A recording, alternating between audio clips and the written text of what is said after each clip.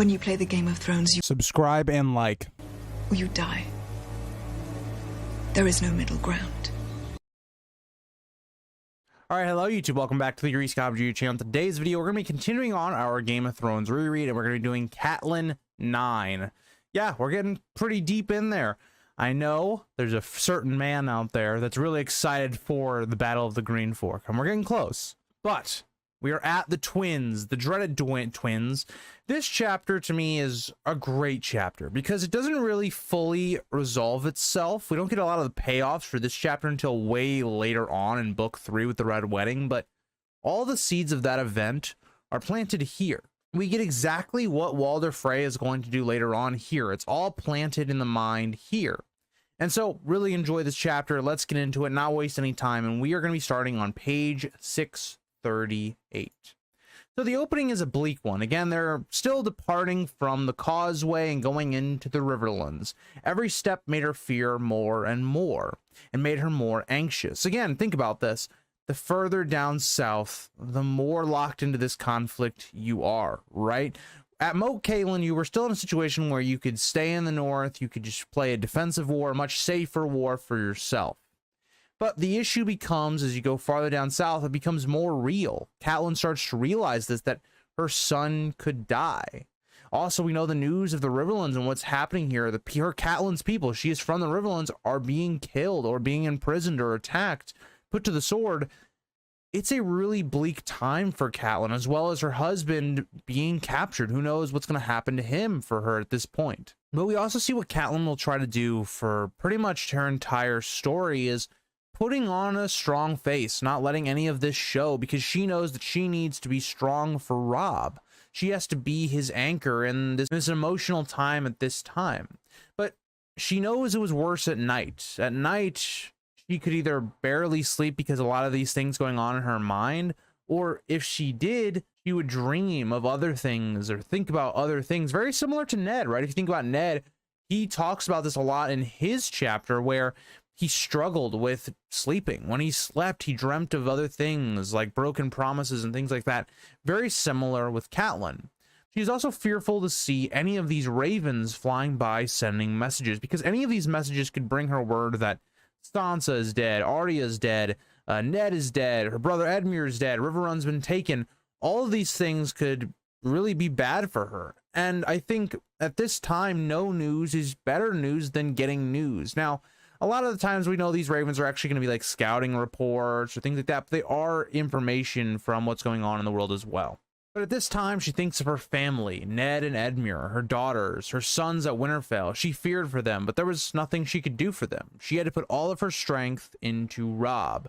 She must be a Stark now, like her son. Again, it's Catelyn just playing this role of being the strong mother figure and trying to help Robb as best as she can, because Robb really is the key to any type of Stark success or getting out of this with their family still somewhat intact. Again, like we talked about their plan, if Robb can make this war go somewhat well or give it to be it's a pain in the ass enough for the Lannisters to sue for peace, she can hopefully maybe get her daughters back and maybe even Ned, and maybe there can be a peace that is settled here. She notes that Robb rode at the front of the army, and every day he supped with a new lord as to not show favorites and to seek their counsel and to weigh their advice against another's.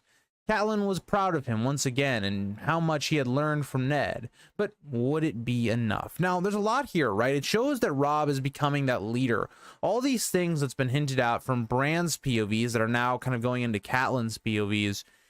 Robb is growing up. He's learning how to be a man, how to be someone that all these people can respect, and as well as a little bit fear as well. And he's learning how to be wiser, smarter, just taking in all this knowledge of all these people that have been lords for a very long time at this point, or maybe some that haven't been such a long time as a lord, but still understanding what their counsel is and what their motivations are. It's going to help you better utilize these men. When we think about what this plan is, because he knows who his men are, it's allowing him to make better decisions. Allowing Roose Bolton to be in charge of his foot when they go to attack basically Tywin is smart, because he knows that Roose is a cautious man. And so you see a lot of that working into Robb's mind at this point. But yeah, just another proud moment from Catelyn, seeing her son grow up and be a very respectable man, leading so many men. That gets us into page 639. She notes that Blackfish had taken 100 men and that he had selected in 100 horses and had been screening their movements, but the reports were not as great. Again, there's a lot of things going against Robb's campaign right now, but something we see is very smart from Robb is he's letting Blackfish do what he needs to do. Blackfish is allowing so no one knows where their movements are, and if they do come across any spies, they don't get to report back to Tywin or whoever. Right now, Robb is a ghost. Tywin is hearing very vague rumors of what's going on. They're heading south, but where south? That's all he knows. And so when they do this split, it's very easy to understand why Robb is able to make it to Riverrun almost completely undetected because of this. There's no messages that are going to be being sent because all the ravens are being shot down. There's no outriders or scouts making it out of the Blackfish's net. And so that is why this is so important, and why I think in the book specifically we attribute a lot more of Robb's success also to the Blackfish, whereas the show, we didn't really see that, right? That wasn't a huge thing. Now, it was still an element of the show, but it wasn't as big of an element as it is here in the book. But let's look at 3 reports. Walder Frey had amassed 4,000 men at the Twins. Again, interesting, given he's not protecting really much of his land, and he's garnering all his men for basically somewhat, it seems like, a siege. But Tywin also was still many days to the south. But Catelyn also murmurs how he is still late, the late Lord Frey. Again, Walder Frey should be with Edmure, you would think, right? This is your liege lord. The Tullys are under attack by the Lannisters. You would assume the Freys would go to help him. Now, Walder's going to have his own explanation we'll talk about a little bit later on, but it does again show that Walder is not maybe as loyal as all these other bannermen are that we've seen in the north. And there's a great contrast because we go from the north where we see everyone kind of rallied around Robb. Now, Robb did have to earn the respect and things like that, but everybody really is behind the Starks. That's not the case with the Riverlands, and that's something I think is very interesting to look at, and I really find Walder Frey to be a fascinating character, especially in this chapter, as we get a lot of his personality in this one. Robb thinks this means that Walder needs to join his forces to their own, as he cannot hope to defeat the Lannisters on his own, and Robb is still very young. Robb doesn't know who Walder Frey is, he's never met him, doesn't know a lot about him at this point. And so if you're looking at this point of view from what Robb has experienced in the north, you're thinking, oh, Walder Frey is just gonna, blend his forces to us, we're gonna cross, and we're gonna go help Riverrun. That's not the case. That's not who Walder Frey is as a man. And so it again shows that, yes, as Robb is getting older, he's still naive and a bit young, and Catelyn is less certain, and she says, expect nothing and you won't be surprised. Again, ironic given what happens at the Red Wedding, right? Very ironic. Now, that isn't to say that Catelyn, wasn't expecting some sort of hostility going to the Twins, but it is still ironic given what their fate ended up being. Robb notes that, well, there's a Tully bannerman, but Catelyn notes that some men take their vows less seriously than others. But I also think about it from this POV, right? Like, if we go back to Robert's Rebellion, and we think about Stannis was put into a situation where, okay, how do you follow the law? There really is no answer, because you swore a vow to your king, but you also swore a vow to the Baratheons and your brother. So how do you exactly navigate that situation? Again, it goes back to the classic Jaime talk about oaths. A lot of the times they conflict each other. And so in a lot of ways, if you can kind of take a step back, knowing that we like the Starks, and we like the Tullys, they're the good guys in this story, you can understand why Walder Frey stays out of this, because in a lot of ways he also has an oath to the king. So it's a really muddy idea here that's important to understand, because you also have to think about Walder Frey has the weight on his shoulders that if he picks the wrong decision or he picks the wrong side, he gets pretty much everybody killed. Now, I don't think he cares as much about that, but it's more about personal gain, and so we'll talk about that a little bit later on as well.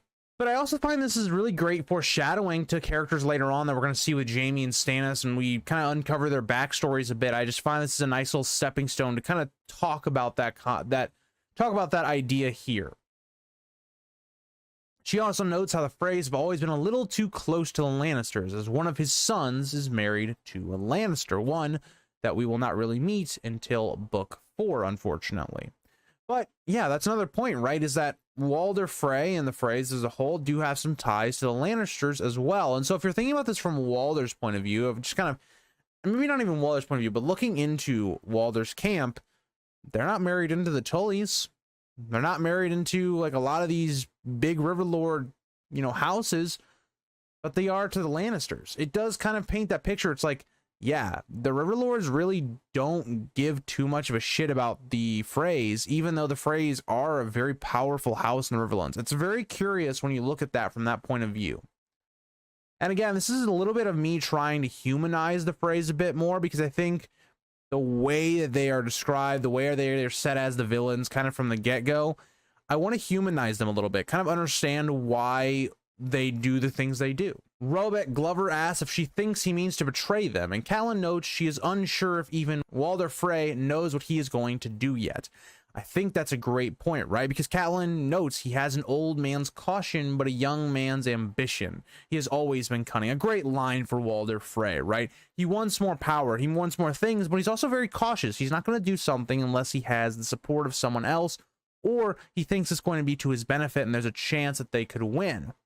And so you look at that and you go, that's an interesting character to build upon. But also we already have this idea that Walder Frey would betray them, right? Already front and center, showing us more of the Red Wedding. And again, it's why I love the Red Wedding so much, is because we get so much foreshadowing. We get so much on the nose, like, oh yeah, this could possibly happen right here in book 1. But at this, Robb cuts in saying we need the Freys. That is the only way to cross the river. And Robb is right. Like, there is no other option. If Robb cannot get the twins to join him, or at least allow him to pass, they are screwed. That gets into page 640. Catelyn smartly notes, but so does Walder Frey. Again, Walder knows that he has to have this bridge. So you're kind of in a weird situation where Walder has a lot of leverage, because without his crossing, the Starks are screwed.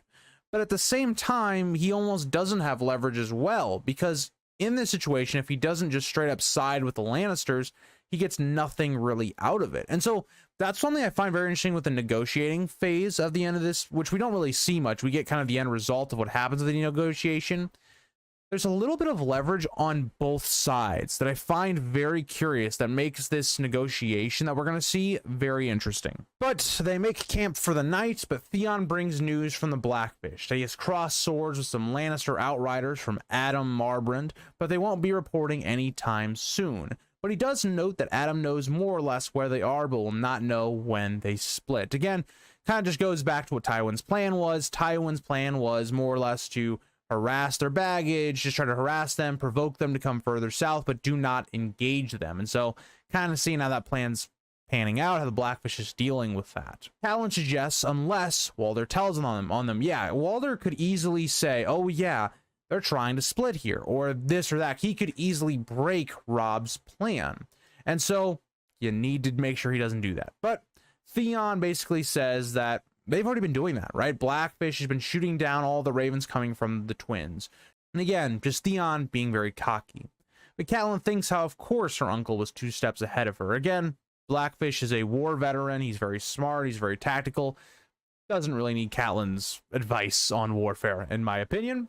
But Catelyn does ask, what of the Freymen? What have they been doing as their fields are burned and plundered? And Theon notes there have been some fighting. They found 2 Lannister scouts hung, but most of the strength remains at the twins. And again, I think this is just showing this difference, that it's one thing to fully side with one side or the other.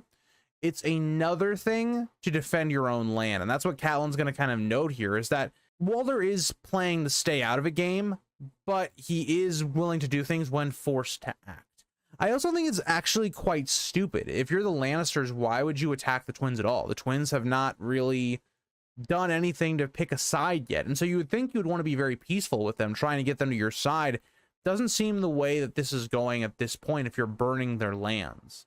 But Robb takes this as an encouraging sign, and as maybe that means Walder means to hold to his vows since he is fighting Lannister men. But again, Catelyn talks about what I talked about, right? Where it's just really him defending his own land. That's way different than meeting Tywin in open battle. But Robb, looking for another way out, asks if Blackfish had found any other way to cross the river, to which there is little hope, as Blackfish had said the Green Fork is running too high and fast. It cannot be forded this far north, nailing down the fact that Robb needs to get this bridge. There's no way of crossing it. And that's a kind of a double-edged sword, right? Because on one side of it, it tells you, oh yeah, well, Tywin's not gonna be able to cross either. So, you know, you're getting what you pay for, and really in that regard. But that gets us into page 641. Robb is losing a bit of his patience and says he must have that crossing. The horses may be able to ford the rivers, but not with armored men on their backs. We have no time to build rafts, and Tywin is marching north as he balls up his fists. Again, time is running short for Robb. Robb doesn't have time to do a siege, to try and make a safe crossing of the river. He has to move swiftly or Tywin will catch him in the rear. But Theon notes that Walder would be a fool to oppose them, as they have 5 times his numbers. They could take the castle if need be. But this is not true. First of all, yes, maybe the Starks could take the castle. That part of it, okay. But think about the casualties you would lose. Think about the time that it would take, right, to try and siege this castle. In terms of building siege equipment and things like that, it would take too long, right? They would be found out and they would be just pinched between Jaime and Tywin. It's not a good move, right? So in this regard, you have 3 options. One option is you flee to Mo Catelyn. 2 is you make peace with Tywin or go to open battle with Tywin. 3, you go to Walder Frey and, you know, either try to take it or, you know, make peace, whatever, and lie in your bed. Right? You don't have many options here. And that's exactly what Catelyn says, right? What I just said is basically what she does. And she, again, appears as the voice of reason in this council. And something we see a lot with Catelyn is when she's just not the focus of what's going on, she's very logical. And Robb looked from her to Theon, again, looking for an answer and not finding one. He looked even younger than 15 he looked even younger than his age, even with his armor and facial hair growing. He asked what father would do, and she says, find a way across, whatever the cost. Again, foreshadowing to what will come with this negotiation. But the next morning, they were greeted by Blackfish, who was no longer in the heavy plate of the Vale and of all what that was going on there, but light armor for an outrider position. Again, you're prioritizing speed. You're prioritizing stealth. You don't really need heavy plate. You're not going into huge battles. He brings news of the battle under River Run, the one we learned about in the last Tyrion chapter.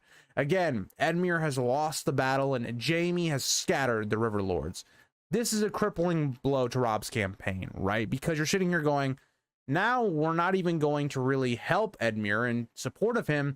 We're going to free him. The River Lords have lost. The battle is all but over, right? At this point, all that's left is River Run under siege. But interestingly, we get another quote about something cold growing in Kat's heart. More foreshadowing as to later, as she thinks a cold hand clutched at her heart. Again, very interesting that this comes right before the twins as well. Just again, showing that inner part of Stoneheart. But you have to think, right? Her brother just got captured. You know, her home is under siege. There's a lot of stress that she's going under right now. But she asks about her brother, and Blackfish notes he is wounded and a prisoner, and Lord Blackwood and the other lords are sieged in River Run. Robb, even more stressed, says, we must get across this accursed bridge if they have any hope of relieving them. But this is not as easily done, as Walder Frey had pulled back all his men and barred the gates of the twins. Again, not a good omen for Robb's campaign. It just shows that Walder Frey is preparing for the inevitable, that there could be some sort of siege or battle going on for his castle. But not only that, you have to think about it from this point of view. Robb's cause doesn't look as great at this point. So trying to convince someone like Walder Frey to join him is not as good of a prospect as it maybe was before. But at this, Robb loses his cool even further, damning the man as if if he has to storm the castle, he will, and sees how he likes that instead. But Catelyn again is logical. She understands what's going on. Catelyn says he's being a sulky boy, which is correct. But it is understandable, given Robb's dire situation. Robb doesn't have much left that he can do, right? The war's not going that particularly well, and we haven't even fought a battle yet for Robb. But she gives some great advice. Instead of wanting to tear something down, when he doesn't get his way, to use words, something that accomplished more than swords. Again, very ironic, given that Robb's whole campaign gets undone with words. This is some advice that someone like Joffrey would never get. And this really paints why I think a lot of people like Catelyn. I think Catelyn has her moments of being an incredibly wise character. And to me, I think to me, why she is so human and why I find her to be one of the best written characters that George has made in this series, because she is someone that on a fundamental level can be very wise. She's someone that can give great advice. She can be a good mother at times, but she can also be a bad mother at times. She can make mistakes. She can be someone that doesn't think. But then at other times, Catelyn can be someone that makes very irrational decisions based off of emotion and things like that. So I think that's what I think makes this character so interesting to me, that she is just someone that at times really smart, at other times not so smart. But Robb seems to be embarrassed by this. Again, his mother kind of putting him in his place once again. But Catelyn talks about how the Freys had held the crossing for 600 years and have always exacted their toll. And Robb seems puzzled by this, asking what toll, and what if I will not pay it? Catelyn notes, we shall see what the toll is, and if you don't, well, you might want to reconsider your options. But I want to think about that for a second. We talk about the Freys and how they've become a pretty powerful house. Like, commanding 4,000 men is a very sizable host. I mean, think about it right now. It's said that Robb has about 20,000 men. That's 20% of his army that the Freys have, and they're only one house in the Riverlands. That tells you how powerful they are, just in relative terms of just being a singular house that can control a decent amount of men. And so you think about this geographical position that they have. They can control an entire way of passage. It's really interesting to think about before the conquest. So if we go back, 300 years before Aegon came, when there were all these kings, when there were so much issues, not a lot of laws in Westeros, it was a much more barbaric area, they would have been able to grow in power quite a lot because of this toll. But Catelyn lets him think on this, but she thinks of Ned, and if he taught Robb wisdom, as some men need to know how to kneel, and so many men have died not knowing that lesson. And this is so fascinating, given the fact that Ned is in this exact position that Catelyn's thinking about. Ned is in a position where he's being given an option. One, to die, right? Of course. But the other option is to live on, but giving up his pride, his honor, his loyalties, his ethics in a lot of ways, to save himself, but also Sansa. Does he have the capabilities to do that? And that's what Catelyn's talking about here. And so Catelyn connects the story with Robb with his father, Ned. I love this writing. It's some of my favorite of book one. I think book one has a lot of underrated writing moments that we tend to forget about. And I think this is one of those moments. But at this point, I want to end out the page and begin the next page with a description of the twins. It was near midday when their vanguard came in sight of the twins, where the lords of the crossing had their seat. The Green Fork ran swift and deep here, but the Freys had spanned it many centuries past and grown rich off the coin men paid them to cross. The bridge was a massive arch of smooth gray rock, wide enough for 2 wagons to pass abreast. The water tower rose from the center of the span, commanding both road and river with its arrow slits, murder holes, and portcullises. It had taken the Freys 3 generations to complete their bridge. When they were done, they'd thrown up stout timber keeps on either side, so no one might cross without their leave. The timber had long since given way to stone. The twins, 2 squat, ugly, formidable castles, identical in every respect, with the bridge arching between, had guarded the crossing for centuries. High curtain walls, deep moats, and heavy oak and iron gates protected the approaches. The bridge's footings rose from within stout inner keeps, and there was a barbaric portcullis on either bank, and the water tower defended the span itself. We get a very distinct description of the twins. And what does this really show? It really shows this is not a castle you want to try and assault. Because even when you think about sieging, it's something we're going to talk about in the discussions a little bit about what to do with the twins, is you can't really siege it because you need to be on both sides of the river, because they can still get in force, or they can still get in supplies from the other side. And so the thing is, if you can already get to the other side of the river, a lot of the times you won't be needing to siege the twins unless they're just in open rebellion or something. So it shows how smart the twins is, or the Freys specifically, and how they developed their castle and their way of life.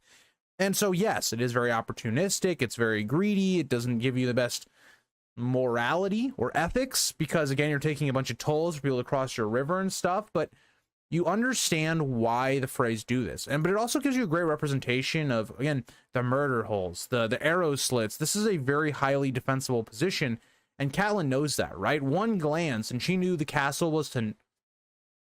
Again, she knew within one glance that the castle was enough to know it would not be assaulted. There were spearmen and swordmen everywhere, archers in every slit in the towers and walls, and scorpions. Lord Karstark curses the Freys, and Roose and his convoys tells them this cannot be assaulted. Again, what does this tell us, though? If this can't be assaulted, what do we do? Right? Helm and Telhart agrees they cannot siege it, as I talked about earlier, because they have no force on the other side. You can't siege it. You can't attack it head on. What is there left? Negotiation, fall back, or surrender. So again, it's not looking great for Robb in this moment. Another huge obstacle he will have to overcome. But as the Northmen studied the castle, a plank bridge sprung up, letting some of the Freys come forth. The party was led by 4 of Walder's sons, notably his heir, Stevron Frey.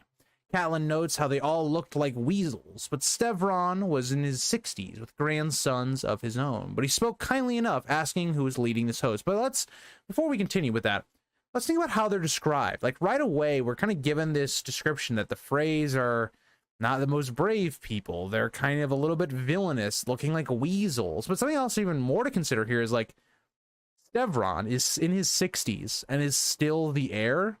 It just tells you how long Walder Frey has survived, and something that will continue on with the story as we get into with the Freys and their kind of inner fighting and all of that. But Robb proudly says that he is leading this army, looking splendid with his stark armor. Stevron seems to size him up. Again, just like we talked about again with Robb trying to get respect from the Northern Lords, Stevron seems amused by this, that he's just some kid once again. But Stevron, I don't think Stevron is really thinking about this rationally. Think about who is behind Robb at this point. If Robb has gotten Roose Bolton, the Great John Umber, to back him, it tells you a little bit about Robb in and of itself. But also, at this time, we also see Greywind at his side, giving Robb this presence of a little bit more unease and mystery in Stevron's eyes. He says his Lord Father would be honored if you would come and share meat and mead with him in his castle to discuss his purpose. And obviously, this is a horrible idea. Like, why would Robb do this alone? It doesn't make any sense, because Walder could easily capture him, ransom him, do whatever, you know, they want to do. And the Northern Lords are already appalled to hear this, because they know exactly what that means, right? Galbert Glover tells him Walder cannot be trusted, and Roose agrees. Go in there and you're at his mercy. He can do what he likes with you. Kind of sounds a little bit sexual from Roose. I don't know why, but maybe that's my child brain. But I will say, like, yeah, I mean, what was Walder's purpose if Robb goes in? And I think the other part of it is Robb would not have been prepared for someone like Walder, just given who the character of Walder is. I think he would have lashed out. He would have fallen under it. And the other part of it is if Tywin came and Robb is captured by Walder Frey, Walder has a better chance of being rewarded, showing his loyalty and ending this conflict here and there. And so that is kind of where I think Walder was at. I think Walder was in a situation where he wanted Robb to come in, one, because he could capture him and go to Tywin's side, but also if Robb was someone like maybe Jaehaerys, the Conciliator, who seemed like someone that understood the politics and would give him a good deal, maybe Walder would also back Robb. So it was kind of like this thing where it was measuring up what Robb was, or who he was as a person, and what Walder Frey could gain. But obviously this is not going to happen. And that gets into page 644. The Mannerly brothers suggest Walder either opening their gates and all sharing in his provisions, or Walder coming out to meet them here, which again is much more of a logical thing. Like, you both meet up in a neutral area, you discuss terms of whether that's going to be negotiating across the bridge or an alliance, whatever. Or you just talk like normal human beings. But that's not the way Walder's playing this, right? Because the thing is, if Walder was to let all of them come inside his castle, and even though, let's say Walder, you know, doesn't want to do this alliance, the problem is he's already allowed them to basically cross at this time, and he's lost his defensive advantage. So I think from Walder's point of view, you definitely don't want to do that option, but I think meeting on a neutral position would have probably been more beneficial to both sides, but not for Walder himself. Catelyn shared their doubts, but she knew the moment was slipping away. Again, as they continue to publicly insult Stevron, they're saying this all to his face, right? Which is a really bad look as well. Now, it was a really bad suggestion, but come on, you're basically insulting the guy to his face. What do you think they're going to do? And she says that she will go instead. And I think this is a perfect move, right? I think Catelyn is extremely smart. She is putting herself in a very dangerous position here. But think about what she can represent. She can represent Robb's best interest, someone that Robb can completely trust. But at the same time, capturing Catelyn, if you're Walder, doesn't really give you a lot of leverage. It doesn't really do much for you. Like, maybe you can ransom her, but again, like, it doesn't really give you much. And so I really love this idea that Catelyn's the one that negotiates, even though I don't love the terms that she ends up getting. I think her being the one to go in makes the most sense. The great Jon and Robb are surprised by this, but Cat lies, saying that she is sure of it, and that Walder has known her since she was a girl and would never harm her. Again, very ironic given what happens later, but it's an okay rationale. But she leaves, again, unspoken unless there was a profit in it. Again, she realizes that Walder would kill her if there was a profit in it. But I think she realizes here there's not really that much of a profit here. Like, her being killed or captured doesn't really gain Walder much. Stevron accepts this and says that his father would be pleased to honor her as a guest. And for safe conduct, the younger of the four, Sir Perwyn, will stay with them. Sir Perwyn will be somewhat important. Sir Perwyn being one of the most respectable of the Freys and one of the ones we like the most of them. But Robb says he will be honored guest and he requires his mother back by nightfall. He does not plan to stay long. At this, Catelyn spurned her horse towards the castle, not looking back, and she thinks about how her father had mentioned Walder Frey was the only lord who could form an army under his breeches, but now she understood that. When she was introduced at the hall at the Eastern Castle, he had 20 sons in attendance, 36 grandsons, 19 great-grandsons, and numerous other daughters and granddaughters, all that. A very big family, and you kind of understand why, as Walder Frey is still breeding at his old age. I wanted to give a quote as we're introducing to Walder Frey for the first time. Lord Walder was 90, a wizened pink weasel with a bald spotted head, too gouty to stand unassisted. His newest wife, a pale Frey girl of 16 years, walked beside his litter when they carried him in. She was the 8th Lady Frey. Again, it doesn't point Walder Frey as being the most heroic type, as he's super old, he seems overweight, he's got, again, that weasel look of the Freys. He is someone that does not seem the most respectable type of guy, and we will definitely see that as we go forward. But Catelyn starts trying to play the nice political game. He says it is nice to see him again, but we already see who Walder Frey is, as he squints suspiciously at her and doubts that, and asks if his son is too proud to come to see him herself. Or see him himself. Again, reflecting on why Robb didn't come and not Catelyn. And Walder Frey instantly thinks, he asks what he has to do with her. Again, because Walder Frey is thinking about what he can gain from like a prisoner or something like that. And he really isn't coming up with anything he could do with Catelyn, which is why it's genius that Catelyn was the one that came. And the last time she had seen Walder, she had been a girl, but even then he was sharp of tongue, and age had not made it any better. She must be careful with her words. Again, doesn't want to offend Walder, something Robb's going to do. She wants to get out of this as best as possible. And so right now you're in a tough situation because Walder's someone that doesn't take bullshit. He doesn't like this, courtesy game. He wants to get straight to the point. Stevron tries to make up for this, saying that Catelyn is an honored guest by his invitation. But Walder fires back, saying he isn't the Lord yet. Does he look dead? Again, it really shows you the dynamic between Walder and House Frey. But it also shows like that Stevron is willing to be someone that, you know, is a little bit more courtesy, right? And that's something that's very weird. That doesn't really translate to certain Freys, and other Freys it definitely does. Another of his sons sparks up, saying this was no way to talk to Catelyn. But Walder again shuts him down, saying now his bastard is preaching at him. He notes how he has feasted 3 kings. He does not need to take advice from them, as he asks for assistance to his share. Again, fascinating thinking about how old Walder has been, that he has lived through the last few kings. Very interesting when you think about it.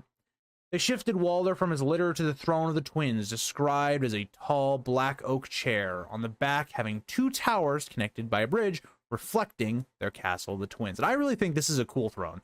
I feel like I've been glazing the phrase quite a lot in this chapter, but I can't help it. They have a cool castle, like they have a cool throne.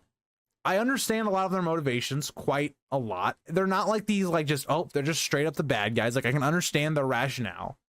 I don't like the phrase. Let's get that straight. But they're quite interesting, and you can't deny that. But Walder then does kiss her hand and says that now all the pleasantries have been done. Again, shows he has a lack of care for these things. Again, more foreshadowing to other pleasantries or things that he will break, like the rite of hospitality. He then hopes his son will do them the honor of shutting their mouths and asks what she wants. Again, getting straight to the point. She says to open his gates and that Robb and his bannermen are anxious to cross and be on their way. Again, she doesn't even ask for an alliance from the phrase, right? She just wants to cross. She starts out pretty simple, right? It's pretty simple in terms of just, we want to cross. That's it. Walder instantly picks up on what they want, though. So they can go to Riverrun as he laughs. No need to tell him that. Again, Walder understands what the plan is, and he's not an idiot. But something else I find interesting is if you're Walder and you're sitting here in the situation, again, we know this is the Starks, so they wouldn't do this, but if Walder was to just open his gates, what's to say the Starks don't take control of the castle and threaten Walder to have an alliance? Like, you got to think about that, right? Like, right now, the Freys have an advantage because they have a defensible position, but once you let all this Stark force through these gates and through your bridge, now they have a position in which they can threaten you, right? They have 5 times as many men as you do. They could take your castle under sword point very quickly. So, again, there is a lot of risk there for Walder that he kind of needs some sort of assurance that wouldn't happen, even though, once again, we know it's the Starks, they wouldn't do that. But, you know, it is interesting to ponder. And that gets us into page 646. But Walder Frey says he is not blind and can read a map.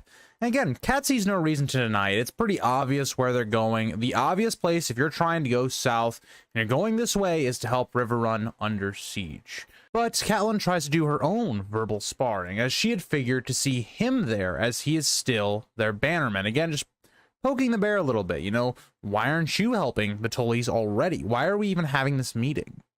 Walder does his famous however you want to like pronounce that, but says he was planning to march when he had his full strength, and asked Jared to confirm this, given he is not capable of marching anymore, and Jared says on his honor that was the intent. Again, the honor of a Frey. And who knows when their full strength was going to be, a generation from now when they have more kids. It's one of those things where Walder, again, was waiting and all of that. But it's Walder having an excuse to play the waiting game, right? It's always have an excuse. Something that's like, oh yeah, you know, I was waiting for all of my soldiers that I could possibly get so I could help Edmure type situation, where it's like, you're not going to publicly call him out, but you get the undertones of what's going on here. But Walder goes a step forward, and I think makes a very interesting comment. Walder then adds, is it his fault that Edmure went and lost the battle before he could arrive? Which is an interesting comment. Like, Edmure not only tried to make battle with Jaime, who had probably a larger force at the time, better manned and or trained, and he took the fight. He didn't, you know, try and stall or at least pull his army back to maintain his strength so that when Robb comes south, which he knew was probably going to happen, the North would back them, then you could have some sort of attack. So in a lot of ways, Walder is kind of right. Edmure took a battle that he shouldn't have. Walder goes even further. Why should he send his men south to die? Everyone that went south is now fleeing north. Again, at this point, it's too late, right? Walder Frey is sending, what, 4,000. He's not even going to send that with Robb's campaign. He's going to send, like, what, 3,500 around there, because you have to have some men to garrison the castle. It's not enough to break Jaime's host. So at this point, there's no real reason to march unless he's marching with Robb. And so you look at a lot of this and you go, yeah, you can understand in Walder's position why he's playing the waiting game. The Lannisters, right now are like 2-to-1 odds against all of the Riverland forces at this point. Doesn't really make sense for Walder to pick that fight and get his people killed. That even though he's not, again, thinking about his people, he's really thinking about his own personal benefit. But something that we will see is kind of a common theme, and we'll see this as a common theme throughout the story, right? People trying to flee war and the conflict going on. But Catelyn isn't really able to respond the way she would like, right? This is not good. It's just trading insults, and Catelyn is kind of starting to get angry by this, the way Walder's insinuating that Edmure is an idiot, and his reluctance to help. But she was smarter than all of that, and asked calmly where they can go to talk. Again, she wants to talk privately, and Walder Frey, being as funny as ever, says one of the funniest lines, "We are talking right now." But again, Walder Frey gets them to leave, and he notes how Stevron has been waiting 40 years for him to die, but why should he die so that he can become a lord? He won't do it. Again, it tells a lot about Walder Frey. He's stubborn, and he likes power. He doesn't like giving satisfaction to people in his family that he knows are waiting for him to die. He's very much a pessimist, or even a realist, I guess, to a degree. But Catelyn, trying to again appease him and not make him angry, says she hopes he lives to 100, and Walder is amused by that, saying that will surely hate that, again referencing all the Freys that want to get rid of him more or less. But he asks what she wants, and Catelyn notes to cross, and that gets into page 647. Walder says, "Why should I let you?" And Walder says, "Why should I let you?" And anger rushed to Catelyn, and she goes for a threat, telling him to look out that window as there are 20,000 men outside his walls. And again, this is emotion getting to Catelyn, right? She doesn't think about what she's saying here because we've already had this conversation, right? This is an empty threat that Catelyn is trying to tell Walder that, oh yeah, we have all these men and we outnumber you, 5-to-1, but they have a defensible position. Also, you're a captive right now, so saying those things probably not the best idea. But Walder notes this, right? He says 20,000 corpses when Tywin gets here. Don't try to frighten him, right? Walder Frey is correct. There's not really a situation in which Walder kind of loses. If the Starks attack, they will lose tons of men, even if they win, right? Let's say the Starks and Robb win this battle, they would lose all of their men, or at least a good amount of them to where they'd be weakened and would eventually lose anyway. So Walder's in a situation where he can't really lose in terms of his actual castle or his well-being, I guess. But Walder continues saying he surely does not fear Robb, and Walder himself had more sons than her, and his will outlive hers. Interesting idea, given that Robb will die to the Freys, and also that it is believed that Rickon and Bran are dead by Catelyn when it comes to book 3. So it's actually an interesting line that Catelyn will kind of actually think is true by the end of her actual story. And by actual story, I mean Catelyn, not Lady Stoneheart. Catelyn notes that he swore an oath, but he once again throws it right back at her, saying he said some words, but he also said some to the king. It kind of gets back to that whole point of what oath do you really follow and how close do you hold to those oaths? Because now Joffrey is the king. He's the one that sits the Iron Throne. By all the laws of men, you are traitors. If he had any sense, he would help the Lannisters. And again, even think about it if, Walder Frey was somebody that was more honorable to his oaths.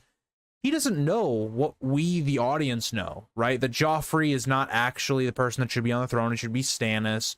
And that Joffrey's an idiot and all this stuff. Joffrey is the person on the throne. And that gives him legitimacy. That's something that we're going to see quite a lot when it comes to a lot of civil wars.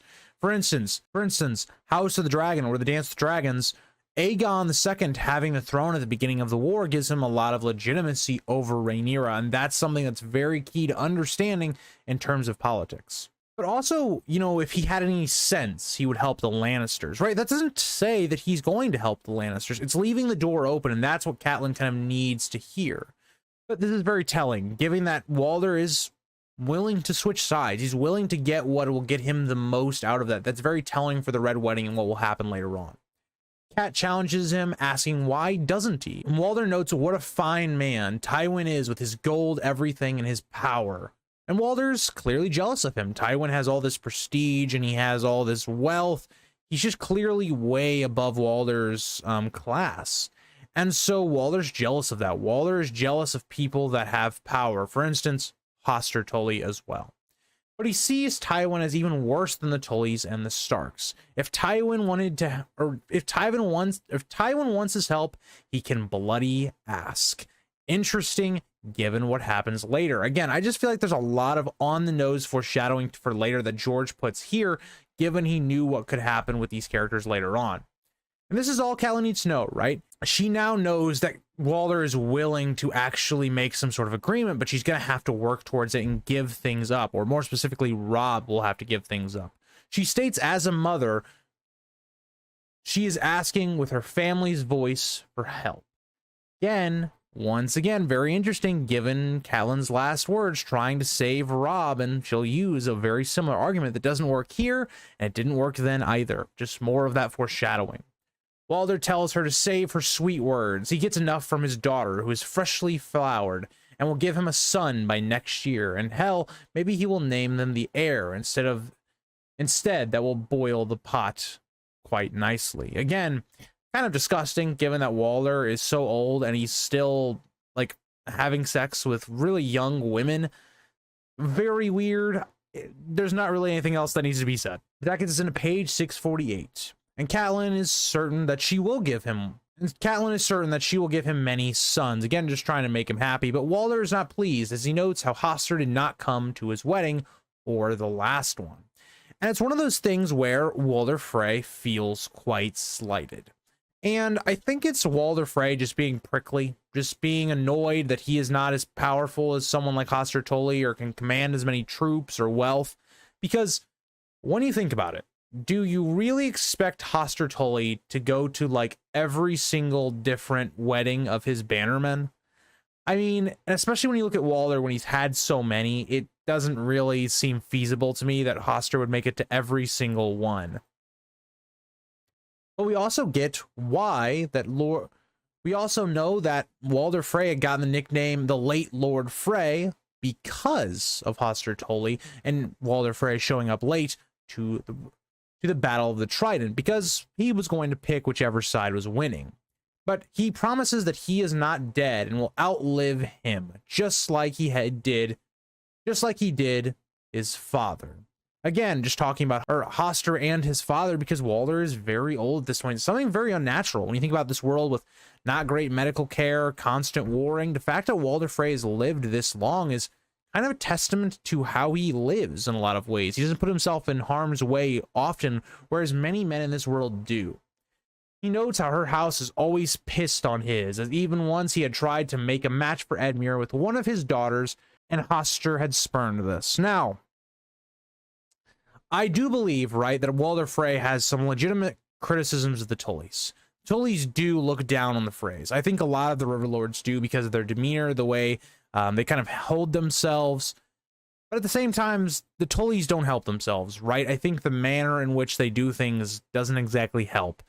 But at the same time, are you supposed to have Hoster marry the heir to Riverrun to a Frey girl? Doesn't really seem like the best thing in the world. But if you also are thinking about it from the opposite side, if you are the Tullys and you think about all your bannermen, they seem all relatively loyal to you. The one that kind of sticks out as the least loyal to you is the Freys. Marrying into the Freys with Edmure is not a terrible idea, as well as the Freys are extremely powerful. 4,000 men is very sizable for just one bannerman. It's not a terrible move, right? So, you know, I can see both sides with Walder and Hoster here, but I do, you know, kind of side with Hoster and why he doesn't want to wed Edmure to her. Or to them. Walder continues stating how her sister was worse, as they went to a tourney in King's Landing, and the Freys were shamed as his sons did horribly. But the real point is that Walder tried to get Jon Arryn to foster two of his grandsons at court, and even offered to foster Robin. Now, this, of course, wasn't going to happen. Could you imagine giving the heir to the Vale, the heir to the Eyrie, to Walder Frey to foster? That would be the last person that I would foster my kid with, and let alone the heir. And so you understand why that is turned down. Now, the other thing about this is, like, having two Freys as, you know, like, foster kids at the capital. That doesn't seem like a bad idea, right? That one I'm just like, you know, because you don't need to do too much, right? You think about the Frey boys that are going to go north. There's not a lot you really have to do. And so that part of it, I can understand why Walder Frey's a little bit upset. But the funny and interesting part here is that Lysa grew colder. And we know why, right? She didn't want anybody fostering her son. She didn't want to be parted by her son. But we once again have some conflicting information that Catelyn's going to learn. We already heard, again, in Catelyn's second to last chapter, not this chapter, but the one before that, but not in Catelyn 2 chapters ago, not in this chapter, the chapter before, but the chapter before that, when she was still in the Eyrie. She knows, right, that she got some information from the Maester that Jon Arryn was planning to foster Robb and Arryn with Stannis of Dragonstone. And Walder Frey backs that up. So this is, okay, very contradictory. Catelyn had been told by Lysa that Robb and Arryn was to be fostered by the Lannisters. That's what kind of kickstarted a lot of what was going on. And so now you're sitting here, you're going, huh, if you're a reader, this is brought up a second time, almost to emphasize this information. And we might not know why at this point, but it's something that makes you feel very stupid when we get to it later on in the story. And that gets us into page 649. Catelyn questions this, but Walder's sure he knows the difference between the two. But Walder asks her about warning or wanting to cross and says they do. But Walder says they can't without his approval and sits back smirking. At this, they haggled over the terms, which are off screen, unfortunately. Now, this is where I think is quite interesting. I don't know why George decided to do this. Like, he skips this whole phase of them ironing out the details and just tells it to Robb. Like, we're basically with Robb and trying to figure out what the details are. And so I think it's an interesting decision. I don't hate it by George. I understand why he did it, because this chapter's already pretty long. In terms of the first book, this is a relatively long chapter. So I can understand why he did it, because you would have needed probably at least a page or two to get that done. But I did find that interesting. Also, I did want to go back because I kind of was vague about it, but when Walder's talking about the difference between the two, he was talking about fostering Robb and Arryn at either with Tywin or Stannis, and just talking about the difference between the two. I just want to bring that up because it was kind of vague in my notes and I put that down. But this happens off screen. And so let's get to her returning to the camp. So she returns to the camp with some of his sons at her back, Walder Frey's sons, to be exact, and a rank of pikemen. But she says he has the crossing. This just gets us into page 650, where we'll learn the details, and to Robb's maybe not so satisfaction. But not only does he have the crossing, he also has the men as well. But he is going to leave, or Walder Frey is going to leave 400 men here to hold it, and Catelyn believes that Robb should also mix 400 of his own men under a commander he trusts to make sure Walder keeps faith. I think this is a very smart move from Catelyn as well, given that this is their transportation if they need to retreat. If it's blocked off against them, not a good sign. So just having a force that matches what's the garrison there that are loyal to you, very important. I think that's a very smart move from Catelyn.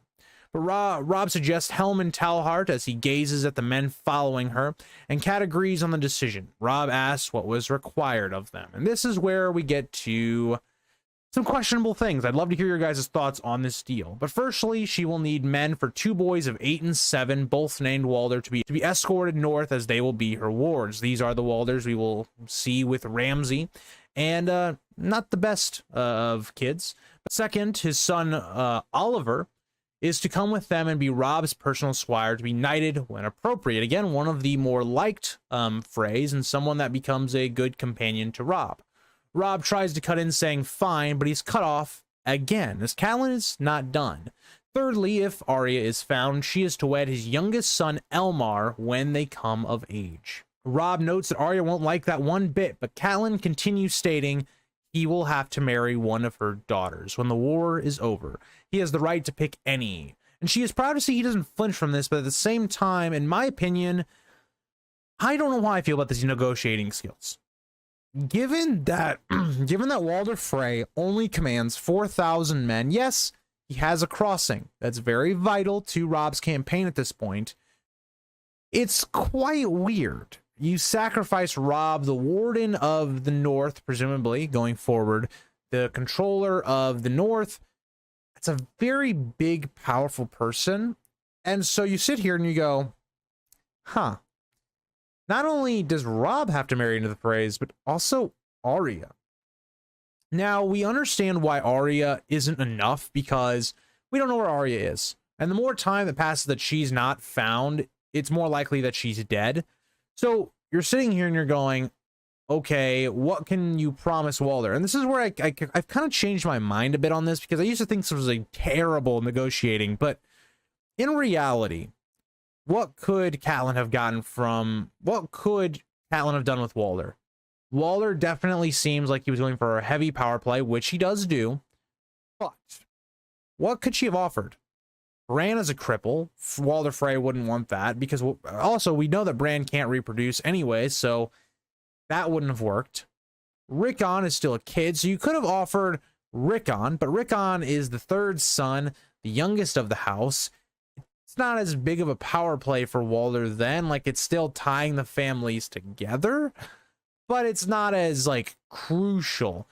Could you have tied Sansa to them?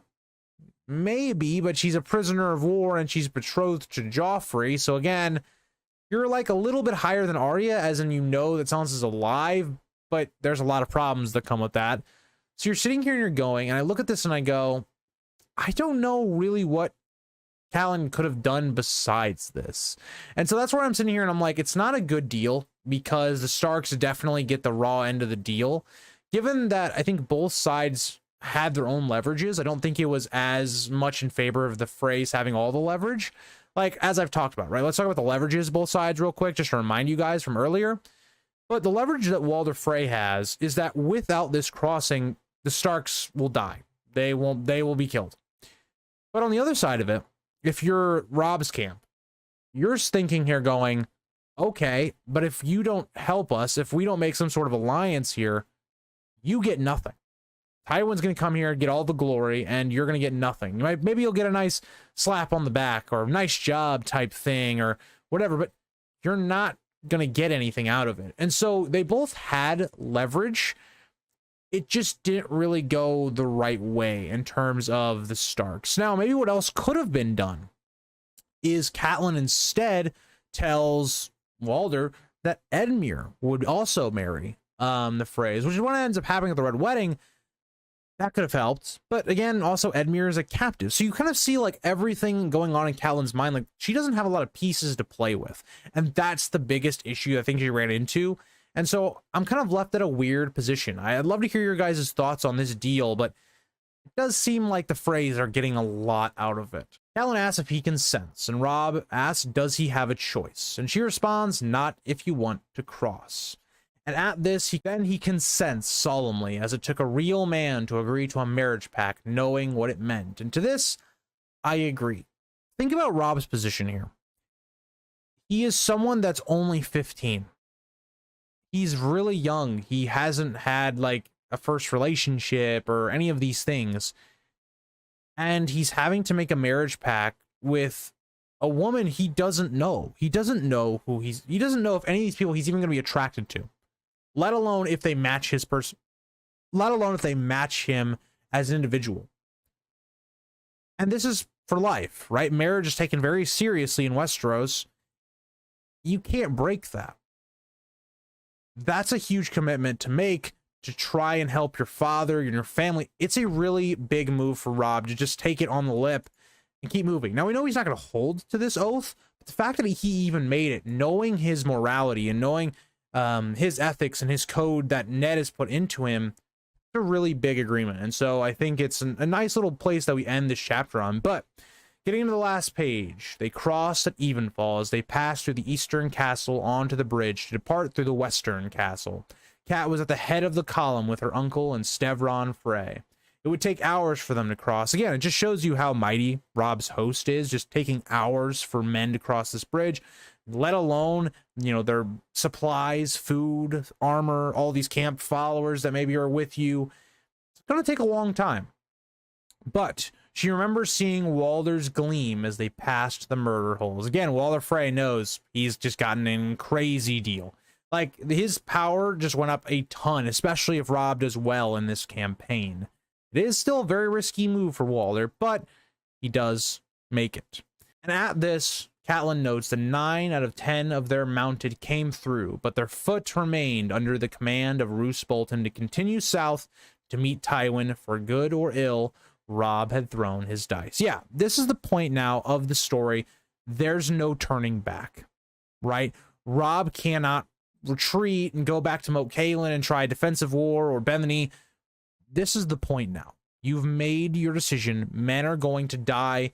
You could lose this. This could mean really the end of their lives. And so the stakes, I think, were not really brought up in this chapter as they were in like the last Catelyn chapter, but it continues to build that rising conflict for what we're going to see between the Lannisters and Starks in this first book. And just another fantastic chapter. I again, for you guys that have been longtime viewers of the channel, or maybe you've gone back and watched older videos and things, you guys know the Red Wedding is my favorite chapter. And chapters like this are the reason that chapter's so good. Knowing all of this work that George put into years before the Red Wedding chapter even happens, in terms of when he was writing this and then when it came out, it's an amazing piece of work and art that I think this chapter really helps make that chapter so good. But thank you guys all for watching. I hope you guys all did not get annoyed by my change of clothing and stuff. This was 3 different recording sessions, but yeah, a long one. I hope you guys all enjoyed, and I'll see you guys back in the next one, which we'll be doing Jon Snow.